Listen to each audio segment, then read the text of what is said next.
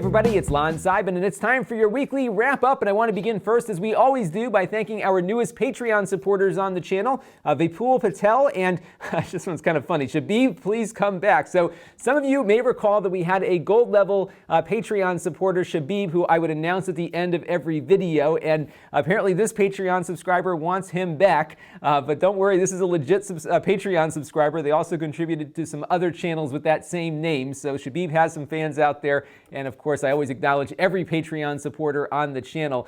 So thank you all for your continuing contributions to the channel and for those of you who watch, because last week we hit the big 100,000 subscriber mark. And I want to again thank everyone for helping me get to this point. I actually want to say helping us get to this point because, again, as I always mention, this is a two-way communication mechanism here on the channel, because I don't improve unless you tell me what to improve. And that's really been how things have worked, and it's been attracting more and more people as we've been going. Now, I did a live stream of me hitting the 100,000 mark last week. You can check that out down below in the master playlist. And I did a little special video thanking everyone and then giving you some of the things that I learned along the way getting to that point. And we're just going to keep on doing what we're doing here. Nothing's going to change, and hopefully we'll get to 200,000 before you know it. I'm about 650 subscribers now, over that 100,000 mark. I'm still waiting for YouTube to tell me how to get my trophy. So I get a little silver play button that's going to go up right behind me over there. So hopefully that will arrive soon. So that's the big news of the week, at least for the channel.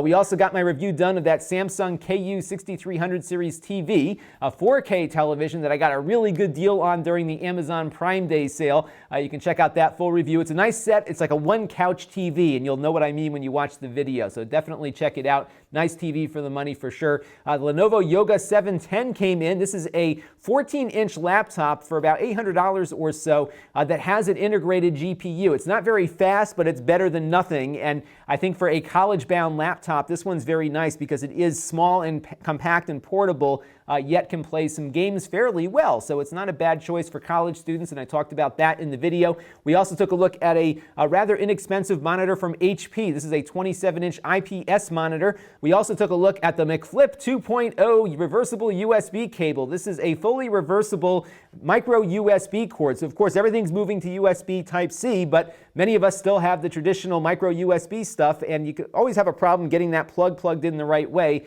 This cable works in both directions on both sides of the cable, so you can check out that review and see if that's something that might work for you. Really nice cable, actually, and worth checking out. And now it's time for some news, and if you follow my Facebook page at Lon.TV/Facebook, I had posted an article from the Next Web about a huge archive of Nintendo Power magazines that showed up on archive.org. There was 13 years worth of magazines archived in there, and the Next Web article alluded to the fact that this was an officially sanctioned release from Nintendo, and as it turns out, it was not. And this week, Nintendo pulled the whole darn thing down, killing the fun for everybody once again. So if you were looking to relive your childhood on Nintendo Power Magazine, you'll have to look somewhere else. And what kills me about this is that a lot of us bought these magazines as kids or subscribed to them. I think I used to buy them at the newsstand, and I would like to read them again because my mom threw them all out, and I would really like to get my hands on Nintendo Power again. So I will keep looking, and I don't even want to publicize if I find it anywhere because they'll just take that one down too. But Nintendo just isn't any fun these days. But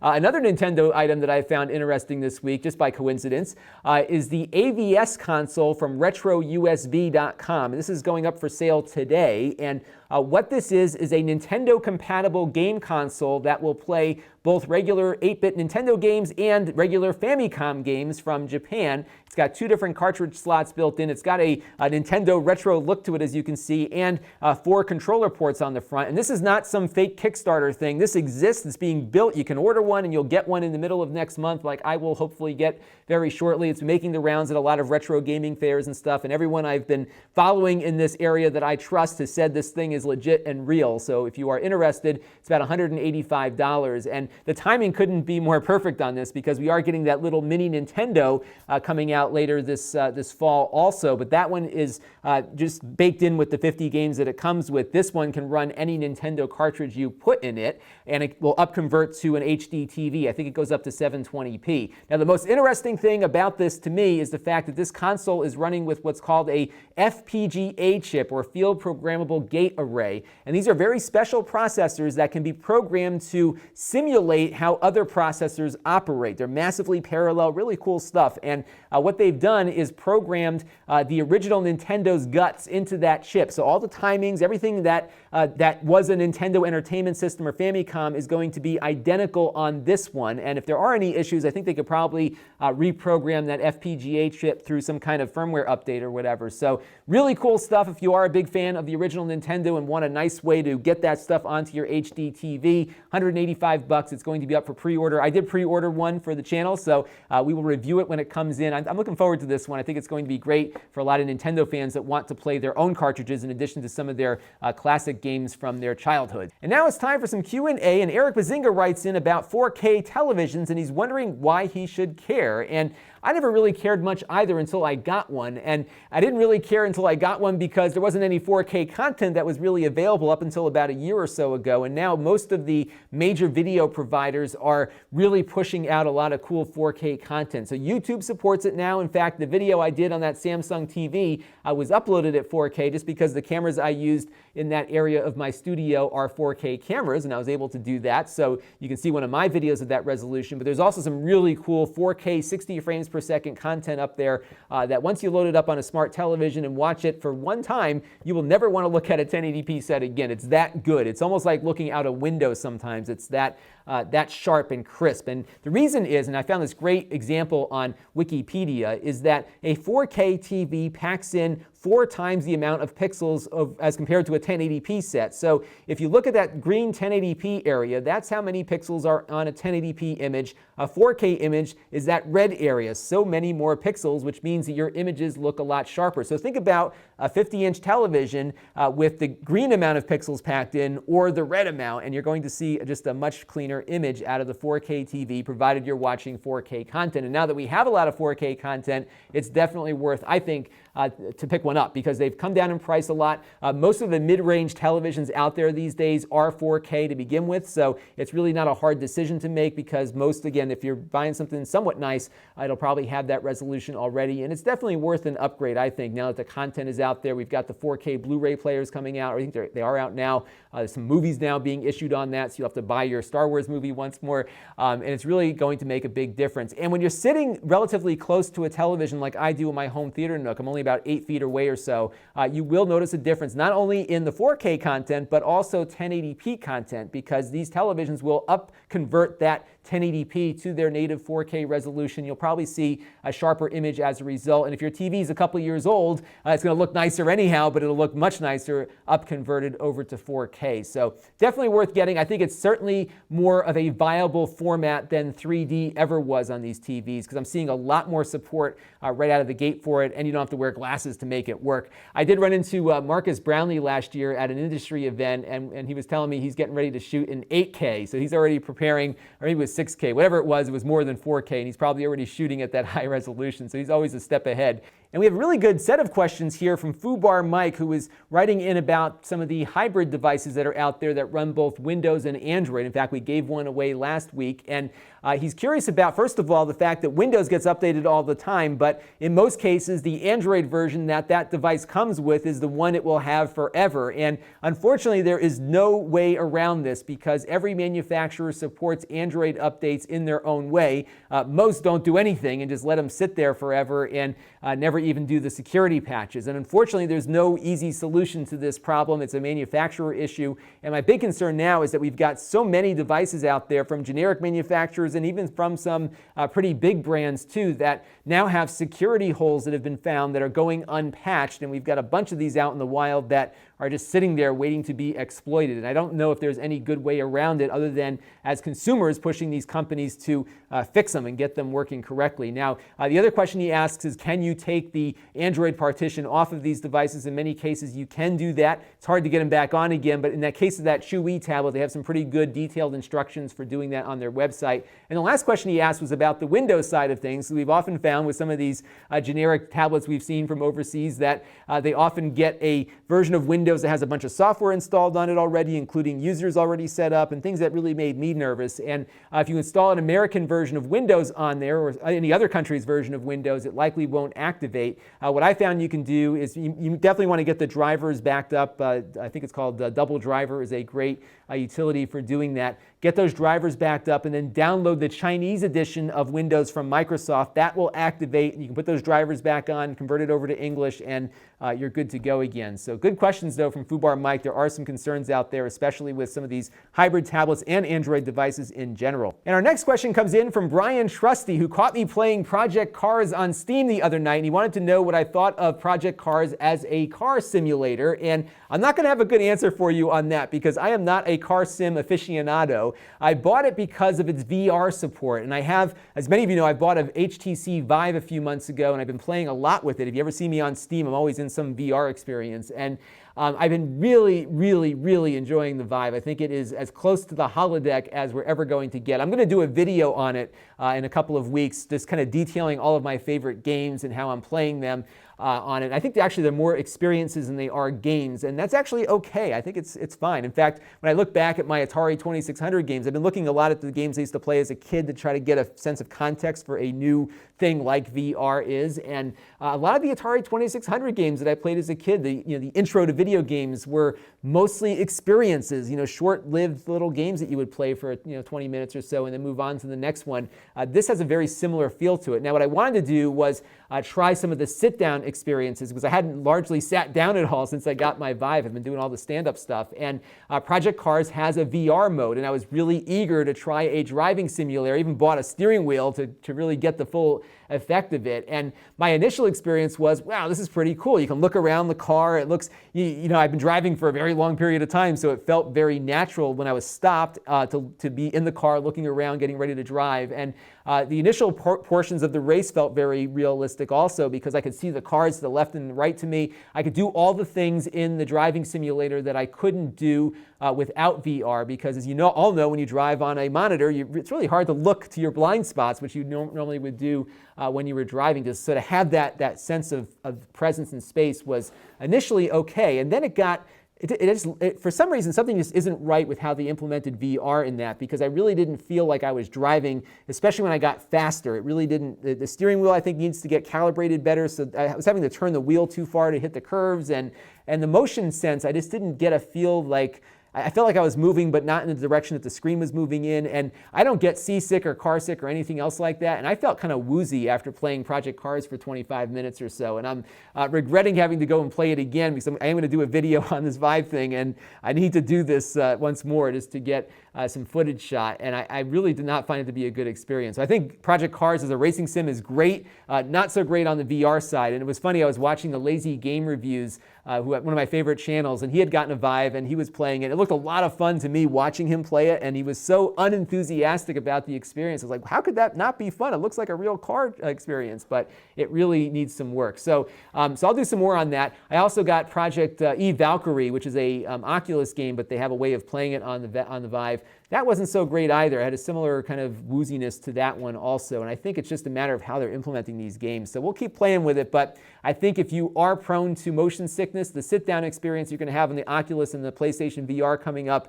you are not going to enjoy. Because if I don't get seasick and I was feeling woozy, I don't know about those of you that have weak stomachs for this stuff. So stay tuned, though. I'm going to get into more of that. And unfortunately, Brian, I couldn't answer your question fully because I'm not much of a car sim buff.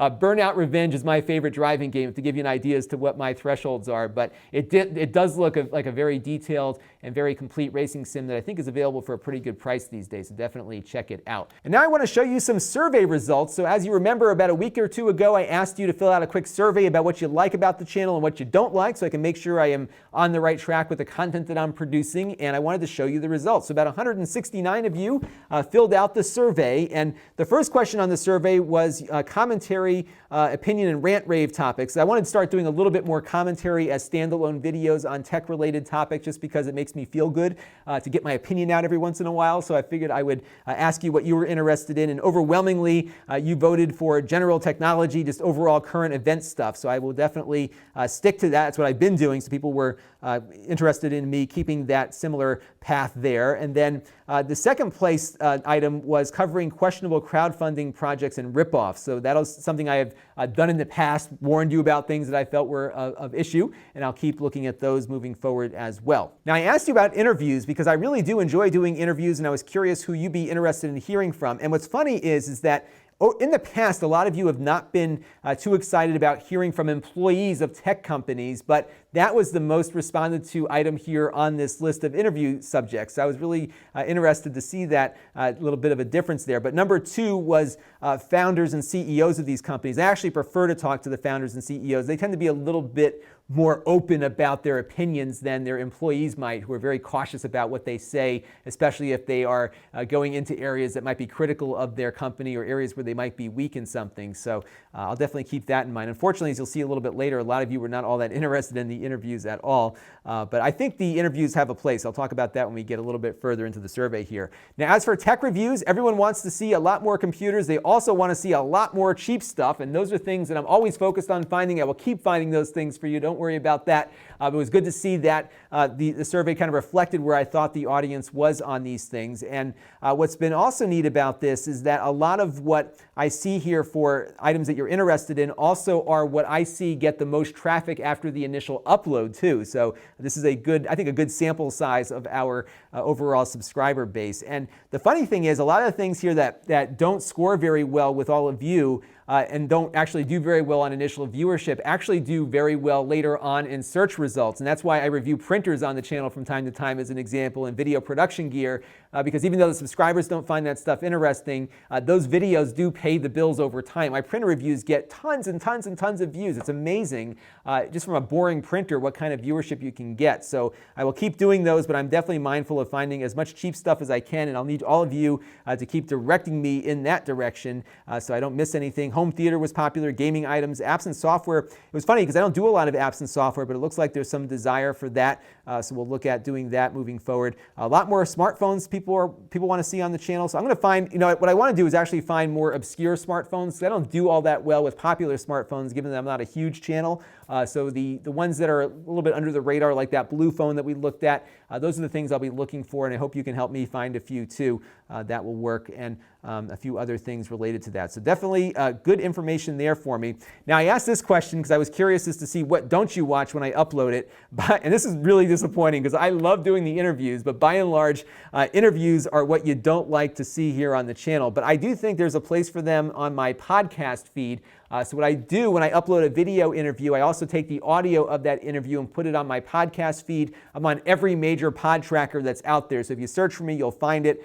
Those actually do very well in audio form. So I'll probably keep uploading them to the YouTube channel with the knowledge that a lot of you may not watch it, but the audio listeners will definitely enjoy those things, and I hope to do more. I actually want to start maybe interviewing some other YouTubers and maybe do that at the YouTube space in New York. I just want to start showing up there a little bit more often. And then I asked this question: how many more videos of mine could you handle in a day? So right now my ability to produce more than 4 or 5 videos a week is limited. So I think 4 or 5 is about all I can do at the moment. But if I ever get more time, I'm just curious how much would be too much. And it looks like most of you said as many as possible, but I think the better answer here might be 2. So we'll see what we do here. I might do maybe 1 in the morning and 1 in the afternoon or something. We'll see how it comes together, but I definitely don't want to overload the channel. But there's some weeks where I could actually do more if I have a little bit more time. If there's a holiday or something that might lend itself to having multiple videos posted there. And I got a bunch of great comments also in the thoughts area that I'm going to put into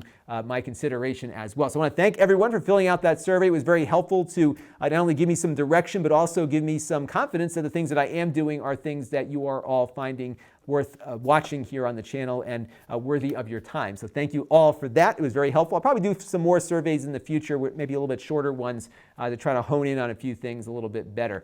So now it's time for some Q&A for you, and I definitely want to get your opinions on CES this year. So I didn't go in 2016 this year, but I definitely should go this coming year for the 2017 show that'll be in January, just because I need to start being seen at these things. So I wanted to get your thoughts on what I should do there. So rewind to the 2015 CES. I probably uploaded 45 videos, and I'm finding over time from the subscriber base and also just from search results that that many videos from an event isn't all that useful to the audience. I've heard that over and over again. I've done, instead of, as I've been going to some of these more local events, I've been doing recaps of that. So my plan at the moment would be to go to CES for the full 4 days and then give you a video every night of what I saw that was interesting. And I wanted to hear what your thoughts were on that. I think if I find something really crazy cool, full, I'll do a separate video on that, but my mission would be to go in and do a wrap-up at the end of the day, maybe 10 or 15 minutes long, of everything that I saw that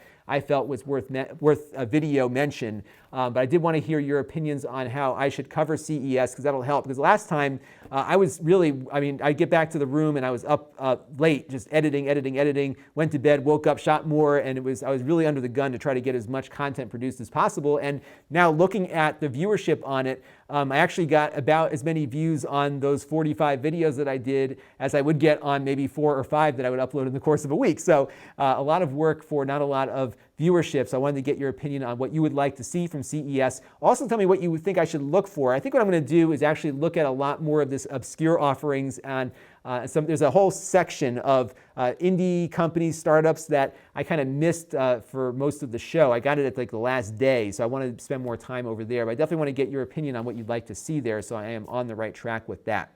And I am pleased to announce another giveaway here on the channel. We're going to be giving away a Kangaroo Pro this week, and I reviewed this a couple of months ago, and my intent was to donate it to my local school, but they didn't want this. They are going to take a bunch of the monitors we've been reviewing over the last couple of weeks, so they are getting a lot of stuff from the channel, but they didn't want this because it wasn't the same configuration as all their other fleet computers. So I'm going to give it away on the channel here. This is something that Kangaroo had provided to the show, so I'm going to give it away to one of you, and you can enter the contest by going to Lon.TV/enter. And unfortunately, I brought this up before. It can only be in the United States at the moment. I am working on some things that I can do as a global giveaway. I'm going to explore some options for that.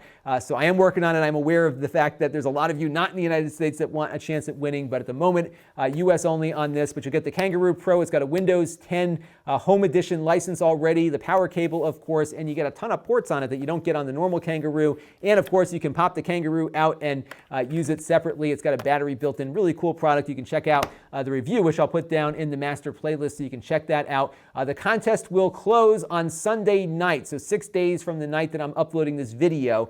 So be sure to enter before that, once only, one to a customer, and I will pick a winner that'll be announced on next week's wrap-up. So that is the giveaway coming up this week, and there is your beautiful picture of all the ports that you get on that computer. So what's coming up this week? And I've got a few things that are going to be repeats of things that I had hoped to get to before. What I am hoping to do is get you a nice review of the HD60S from Elgato. This is a game capture device, and we looked at about a year ago the HD60, which was another capture device from Elgato. Now this one is different because it allows you to get a real-time output to your computer, so you can actually play the game with next to no lag at all, at least that I could detect, while still capturing footage, provided you meet the very steep hardware requirements. And I was hoping to have this video up over the weekend or done over the weekend, but there's a lot of quirks to this thing that I need to figure out a little bit more, and I want to test a few other things with it. But you definitely need a quad-core i7 processor to make this thing really work the way they advertise it to work. And that was one of my dings against them in their prior product, which is still being sold, the HD60, which was that you do need a beefier laptop to make this really functional if you're looking to capture footage from a game console with a laptop. The output is beautiful, don't get me wrong, but it's going to require some hefty horsepower to make work. So the HD60 might be the better choice if you have a dual-core computer. This is quad-core only, and I'm going to probably recommend it only to i7 owners, but we'll talk more about that when I put it together. And I finally got my video done on Amazon Instant Video. I'm going to demonstrate how to get it installed on an Android tablet. It's not as easy as it should be, unfortunately, but I think it's worth the effort because their streaming service will allow you to download the videos onto your device, even onto an SD card, so you can take them with you. And what prompted me to do this was that my wife and 2 daughters were going on a long car trip, and thankfully I was home working on the video, and we needed to load up my daughter's iPad with stuff to watch while she was in the car, and we were able to download a bunch of seasons of some kids stuff from Amazon that would have normally been streamed. We could put it on the SD card and watch it in the car without consuming any mobile data. It works great. I wish Netflix had this, but they don't. And I was actually very surprised to see how complete Amazon's video library is getting for their Prime subscribers. Good stuff. So you'll check out that one. Hopefully tomorrow night I'll have that one up. And I'm hoping to get to this portable printer this week too. Speaking of printer reviews, this is actually pretty cool though. It's a printer that you can take with you. It's battery powered and you can print anywhere. anywhere, which I kind of like that idea. So cool stuff. So if you want to help the channel, you can go to Lon.TV/Patreon and make a monthly contribution to the channel. We also have YouTube fan funding set up at Lon.TV for a one-time contribution. So if you want to help financially, that is the way to do it. You can also engage with the channel. My email list is at Lon.TV/email. I try to do that once a week. I think I forgot to do it this week, though. I'm sorry about that. But there'll be an email coming out very shortly on all of last week's content to your inbox, so you can sign up there. Lon.TV/Facebook is my Facebook page. I do a lot on Facebook, so definitely check that out. In fact, I did a live stream of my testing of the HD60S from Elgato. So if you want to see how I work on stuff as I'm trying to figure it out, check it out. It's about a 30-minute experimentation session with that device. I've learned some new things about it since then, unfortunately, too. Lon.TV/Reddit for the Reddit page, and my store is at Lon.TV/store, where you can buy some of the used items that I have previously reviewed here on the channel. So that's going to do it for this week's weekly wrap-up. Thank you all again for helping me get to 100,000, and we're already 600 subscribers towards our journey to 200K, and we'll see how long it takes for me to get to that milestone. But again, I want to thank all of you for everything, your viewership, your comments, all of your suggestions and criticisms and everything else. Keep them coming, leave them down in the comments below, and I will try to get to as many of those comments as possible. Thank you all for watching, and we'll see you next week. This channel is brought to you by my Patreon supporters. If you want to help the channel, you can by contributing as little as $1 a month. Head over to Lon.TV/Patreon to learn more. And don't forget to subscribe. Visit Lon.TV/S.